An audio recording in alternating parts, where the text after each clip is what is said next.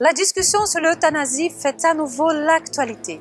Mais que veut dire le mot euthanasie? Quelle est son origine? La loi Leonetti a été adoptée en 2005. Quel droit donne-t-elle aux malades? Quelle est la différence entre les soins palliatifs et l'acharnement thérapeutique? Est-ce que la souffrance gomme la dignité d'une personne? Comment avoir une vision d'espérance sur la fin de vie? Nous verrons tout cela dans cette série spéciale de F5.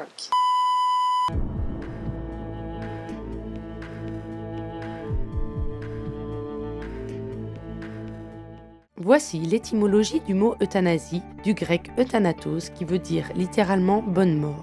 Au XVIIe siècle, le mot a été repris par le philosophe anglais Francis Bacon. Selon lui, les médecins devraient aider les agonisants à sortir de ce monde avec plus de douceur et de facilité. À la fin du XIXe siècle, le mot euthanasie était appliqué pour désigner l'ensemble de pratiques visant une élimination douce de populations non désirables. La définition actuelle, selon le dictionnaire Larousse, est « acte d'un médecin qui provoque la mort d'un malade incurable pour abréger ses souffrances ou son agonie ». L'euthanasie, c'est une mauvaise réponse justement. Dire que l'euthanasie, c'est mourir dignement, non, c'est faux. C'est quelque chose quand même d'extrêmement brutal. L'euthanasie, c'est vraiment donner intentionnellement la mort, de quelque manière que ce soit, enfin avec une piqûre, un médicament, voilà. En général, l'euthanasie se fait à travers une injection létale, une procédure qui peut prendre jusqu'à 45 minutes. Elle se fait par l'administration de 3 injections différentes. La première injection est du sodium thiopental. Elle joue le rôle d'anesthésier la personne afin qu'elle s'endorme. La seconde injection est du pancuronium, un relaxant qui cause la paralysie. La dernière injection est du corde de potassium, qui provoque un arrêt cardiaque. Donc il y a toujours un non-dit dans ce qui s'exprime, et c'est cela qu'il faut voir. Alors, est-ce qu'il y a une liberté? C'est plus... c'est comme quelqu'un qui se suicide. Quelqu'un qui se suicide, il veut rarement la mort. Il veut échapper à un excès de souffrance, c'est tout. Il n'a pas d'autre solution et il ne voit pas autre chose, du moins dans ce qu'il vit, pour échapper à un réel qui le domine complètement. Alors, puisqu'il est écrasé par ce réel, voilà, il fait le pas. Quels qu'en soient les motifs et les moyens, l'euthanasie directe consiste à mettre fin à la vie de personnes handicapées, malades ou mourantes. Elle est moralement irrecevable. Ainsi, une action ou une omission qui, de soi ou dans l'intention, donne la mort afin de supprimer la douleur, constitue un meurtre gravement contraire à la dignité de la personne humaine et au respect du Dieu vivant, son créateur. Puis aussi la problématique du suicide assisté, que beaucoup en ce moment souhaitent voir accepté, enfin permis, autorisé en France.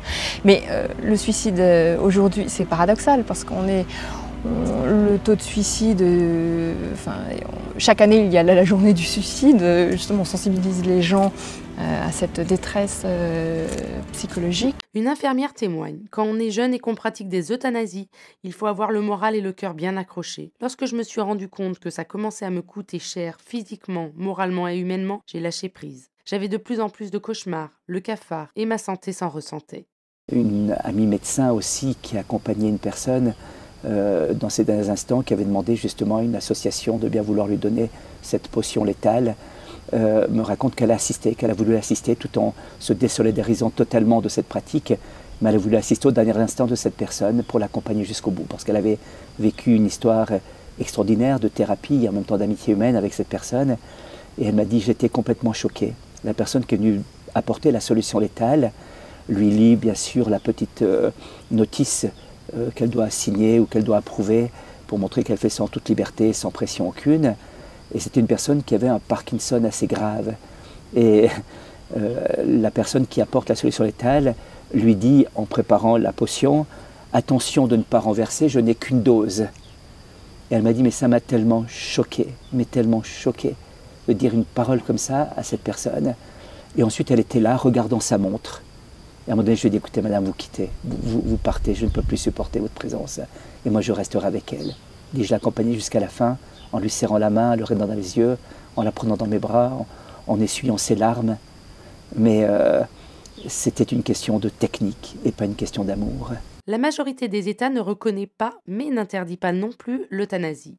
Ainsi, elle est autorisée sous certaines conditions dans des pays européens comme la Belgique et le Luxembourg. En Suisse et aux Pays-Bas, si l'euthanasie reste interdite, le suicide assisté est en revanche autorisé.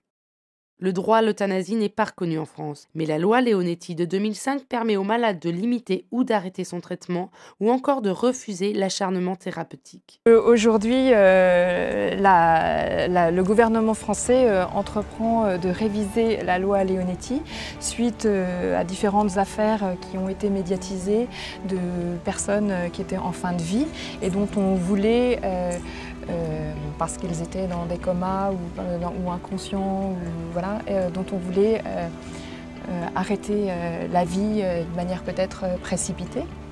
Et donc ça pose la question de l'acharnement thérapeutique, l'accompagnement des patients, voilà. Pour moi, véritablement, se mourir dans la dignité, c'est considérer l'autre comme une personne.